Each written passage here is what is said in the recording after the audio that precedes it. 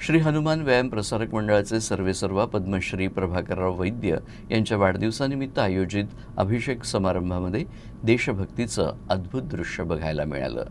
श्री हनुमान व्यायाम प्रसारक मंडळाचे सर्वेसर्वा पद्मश्री प्रभाकरराव वैद्य यांचा वाढदिवस उत्साहात साजरा करण्यात आला। यानिमित्त अभिषेक समारंभाचं आयोजन करण्यात आलं होतं। लेझिमच्या तालावर भारत माता की जय आणि वंदे मातरमच्या घोषणांनी वातावरण दुमदुमलं। देशभरातील माजी विद्यार्थ्यांनी त्यांच्या प्रिय गुरूंना आदरांजली वाहत उत्साहात हा समारंभ अविस्मरणीय बनवला। या समारंभात मंडळाच्या पदाधिकाऱ्यांसह देशातील विविध राज्यातील माजी विद्यार्थ्यांनी सहभाग घेतला। सर्वांनी प्रभाकरराव वैद्य यांच्या प्रेम, शिस्त आणि देशभक्तीच्या शिकवणीचं स्मरण करत आदर्श गुरु म्हणून त्यांचं वर्णन केलं। या समारंभात माजी विद्यार्थी इमारतीचं भूमिपूजन करण्यात आलं। यात अनेक माजी विद्यार्थ्यांनी उदार हस्ते देणगी दिली आहे। ही संस्था केवळ संस्था नाही तर राष्ट्र उभारणीचं केंद्र असल्याचं यावेळी प्रभाकरराव वैद्य म्हणाले। जीवंत उदाहरण आहे।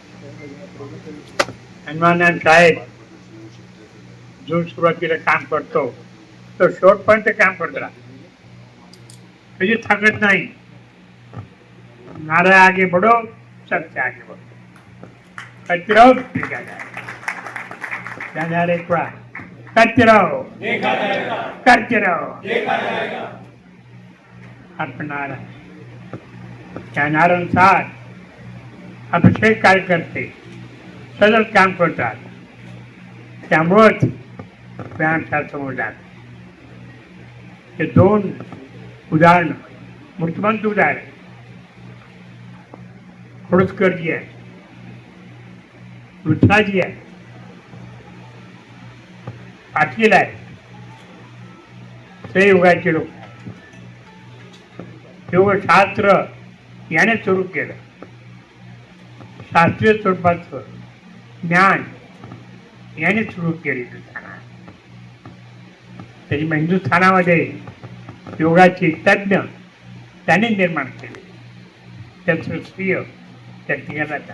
एक शिक्षक किस तरीके से काम कर सकता है और व्यक्ति किस तरीके से बना सकता है जो वो हमेशा अपने जीवन में उसको याद रखता है। सच में मैं खुद को भाग्यशाली समझती हूँ कि भगवान ने मुझे ऐसे पिताजी दिए। मैं चाहती हूँ कि आप जोर से तालियां बजाएं, क्योंकि बहुत सारे शिक्षक होते हैं जो बहुत अच्छे अपने छात्रों को जीवन में आगे बढ़ने के लिए सीख देते हैं, लेकिन पापा ने जो जिस तरीके से सिर्फ शिक्षा ही नहीं दी तो जीवन में किस तरीके से आगे बढ़े इसका भी पाठ पढ़ाया। और वो जितने भी छात्र हैं उन्होंने हमेशा याद रखा। ऐसे नहीं है कि बस हमने सीख लिया और आगे चले गए, नहीं, उन्होंने वो मन में रखा है। वो आगे जाने का जो सीख उनको मिला है तो उसका मराठी में म्हणतात ना, जाणीव ठेवली। मला हिंदीमध्ये शब्द आठवत नाही आहे। तर जाणीव जी ठेवली आजकाल खूप कमी लोकांच्या मनामध्ये राहते, खूप कमी लोकांसाठी ती असते।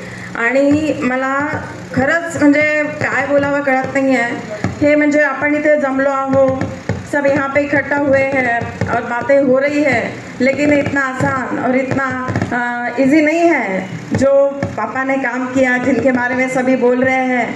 तो सच में बहुत बड़ा ये एक पूरा मेहनत का नतीजा है। हम बोल सकते हैं कि हमने बचपन से पापा को पूरा काम में ही देखा है, पूरा काम में देखा है। कभी ऐसे आराम से बैठे हैं, बातें कर रहे हैं, पेपर पढ़ रहे हैं, ऐसा हमने कभी नहीं देखा। और हमेशा वो काम में बिजी रहते थे। कभी कभी हमें पिक्चर लेके जाते थे ना, तो हमें बिठा के खुद निकल जाते थे। नहीं, मैं मेस में चक्कर लगा के आता हूँ, हॉस्टल में चक्कर लगा के आता हूँ। कभी पिक्चर हमारे साथ बैठ के नहीं देखी उन्होंने। हम हमेशा देखते हैं पापा आगे नहीं, पापा आगे नहीं। उनका पूरा ध्यान, उनका पूरा जीवन संस्था के लिए उन्होंने समर्पित किया। और इसी का रिजल्ट है जो आप इतने दूर से उनके जो छात्र हैं वो यहाँ पे इकट्ठा हुए हैं, उनके मन की बातें उन्होंने यहाँ पे शेयर की है।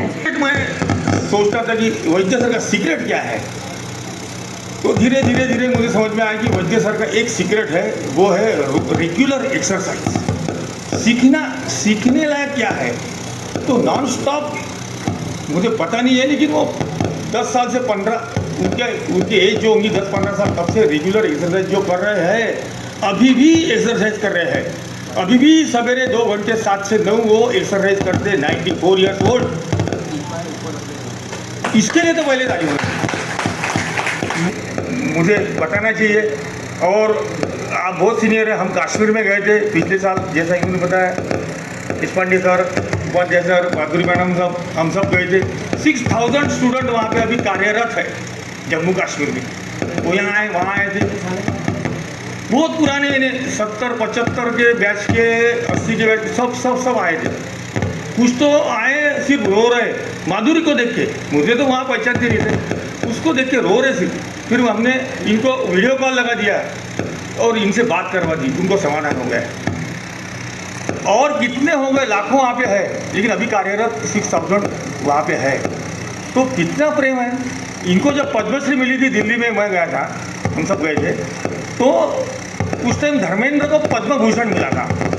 जैसा जिक्र हुआ कि इनको पद्म भूषण मिलना चाहिए, मैं बोलता इनको भारत रत्न मिलना चाहिए। ये पद्मश्री इनके लायक नहीं है, भारत रत्न मिलना चाहिए, ये बात है। लेकिन अब ये सरकार का काम है, सरकार का ये है, तो वो देखते रहेंगे। वो हमको उनकी भारत रत्न की जरूरत नहीं है, हम उनको भारत रत्न बोलते हैं।